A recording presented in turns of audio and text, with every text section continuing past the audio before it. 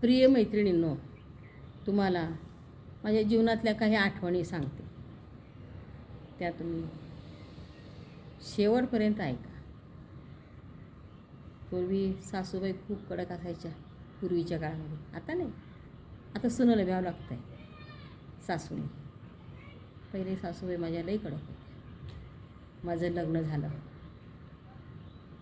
लग्न झाल्यानंतर हळद काढायला आई बोलवली. पाठवलं ना हळद काढायला. येती जाती करतात लग्न झाल्यानंतर. त्याला पण नाही पाठवलं. मग चोळी करायची होती. आई आधी चोळी करायला बोलवायला. नाही पाठवलं. आई यायची, दिवाळीला बोलवायला यायची, पंचमीच्या सणाला बोलवायला यायची. नाही पाठवलं. माझ्या मायाची गरीब होती, मान्य आहे.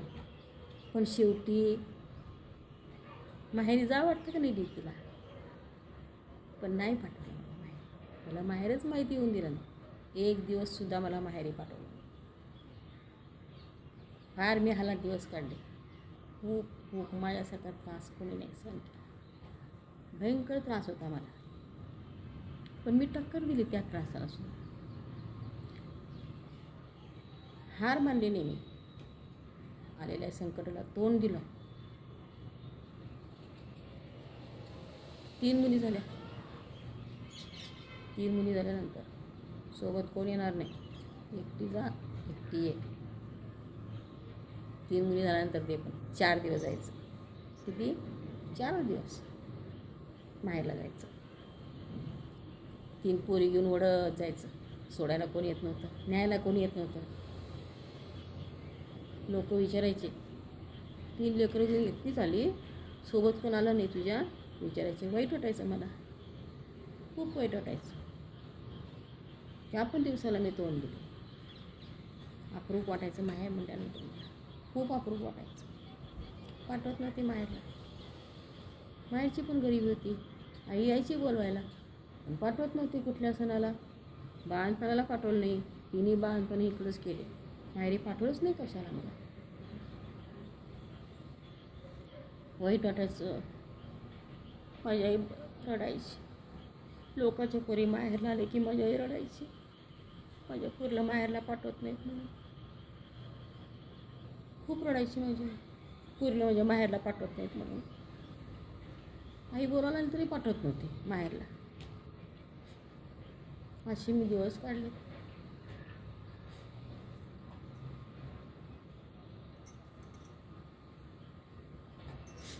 पण आता चांगले दिवस आले मला. आता मी खूप सुखी आहे, आनंदात आहे. माझा नवरा चांगला आहे. पण माझ्या नवऱ्याचं काही चालत नव्हतं.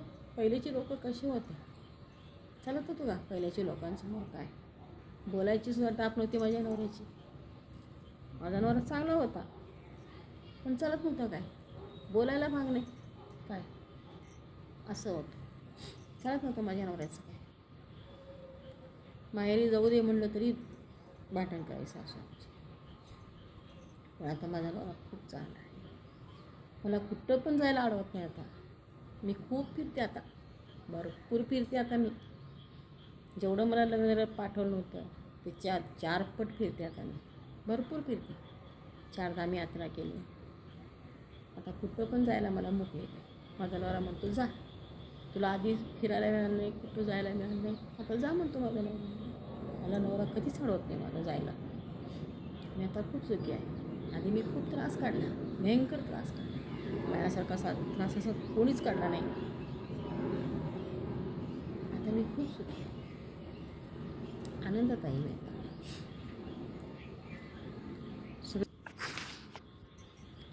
कशी वाटली माझी कहाणी मला कमेंटद्वारे कळवा. नवीन असाल चॅनलवर तर मला सबस्क्राईब करा. धन्यवाद.